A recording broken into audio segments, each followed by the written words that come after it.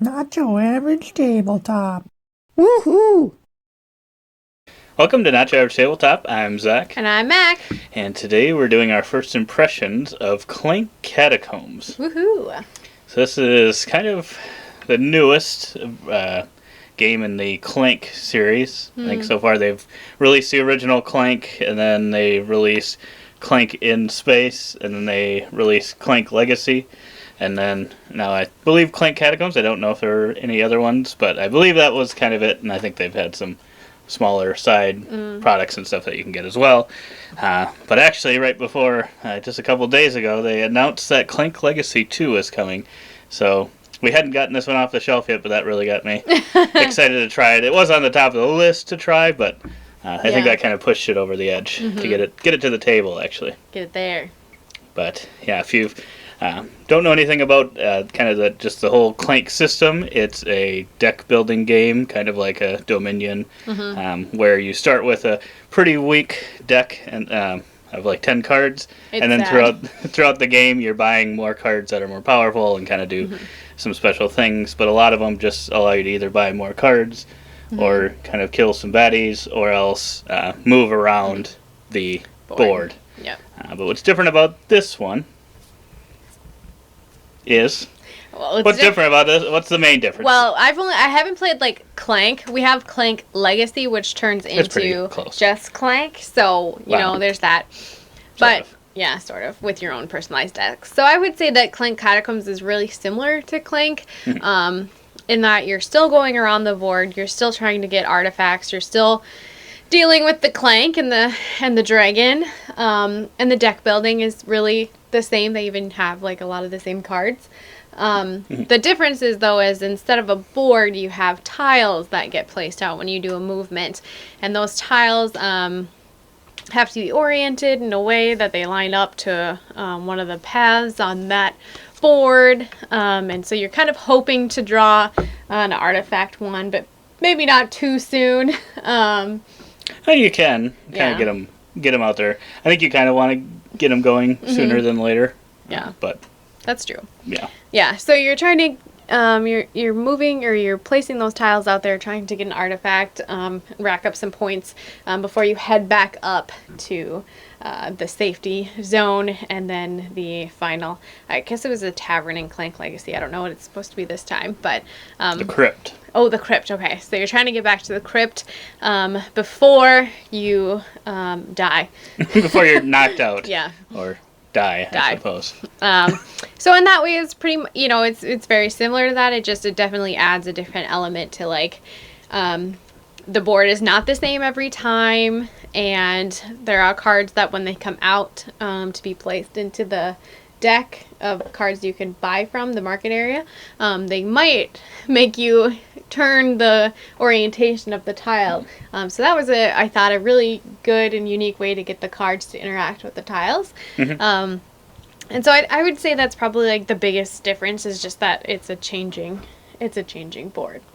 Yeah, that is, I think, the big selling point of this one, is that you're kind of going to build a different board every time you play it, just kind of depending on how the different tiles come out and how quickly the artifact ones come out. I guess I don't know how many there are in there, if it's the same amount or not. But we had, by the end of our game, we had 2 artifacts that we didn't ever put out on the board. Yeah. So I'm guessing there's at least 2 more tiles, I would guess, in there that would allow us to put artifacts out. But it seemed like there weren't too many of those coming out, so maybe it is the exact amount. I'm not sure. Well, you have to get through the top 4 purple before blues start coming out, which have the artifacts on them. Which I found it really cool too, that if you've played the original Clank, there's like a zone, or even Clank Legacy, there's like a zone that if you get above it, you still get to at least count your score, versus if you're below it, you just get 0 points no matter what you had. Die or pass out. Right. Knock out. Yes. But yeah, you just won't get like the bonus points from actually getting back to the crypt. And I like how they did have those different colored tiles, so they'll likely be close to that original space, but they could still be oriented slightly differently depending on how you first put them out there. And yeah, I think another cool thing that this one had was a lot of lockpicks. I'm not sure. I don't remember if the original Clank or if Clank in Space had lockpick or keys, but there's a lot of those. A lot of them in this game, where you can use them to either kind of go on certain paths, and then once you do that, you kind of unlock that path for the rest of the game for anyone. And then there's also rooms that you can use these lockpicks on to kind of get either some major secrets or some special cards, or one of the other new things they added was these prisoners that you're freeing, and then those kind of give some bonuses as well. But no, I would say the biggest change is kind of that is a tile placement where you're just kind of putting them in different spots every time you're going to play it. Yeah. But, yeah. I was pretty excited going into this one. I will say after Clank Legacy, that kind of it kind of pushed the Clank system down for me once the campaign was over. Yeah. Just because having such a great story in that one really added to the experience, and then it's just kind of, it feels a little bit samey, and I was excited that, this one, it's not like, these treasures are going to be placed in the same exact spots, and obviously cards are going to come out differently in that game, and things are going to change, but this one, it felt like you're going to have that change of the cards and stuff, but you're also going to have, maybe the artifact tiles go bam, bam, bam, bam, bam, and you have 3-4 artifacts out there in the first, 5 blue tiles that you put out, and maybe you start, get that, grab that, and race back really quickly, versus maybe some of them don't come out for a long time, and then it's like, oh boy, because you need an artifact to actually go back up, too. Yeah, you can't come back. Right, so I was really excited going into it, I guess for you. Yeah, I was really excited. I loved Clank Legacy. I never know how to rate it because it's just nothing compares to that experience. It was just so much fun. And I like playing Clank, without the Legacy. It's fine. I mean, it's definitely not as exciting as playing it the Legacy version, but I don't mind taking Clank out every now and again, just to go back through it. Because deck building it is a Clank Legacy board. There's differences. Yeah. But, Yes. I think we established that. But I just didn't want to call it Clank because it's not the same exact thing. Yeah. But, yes. All right. I think they got it.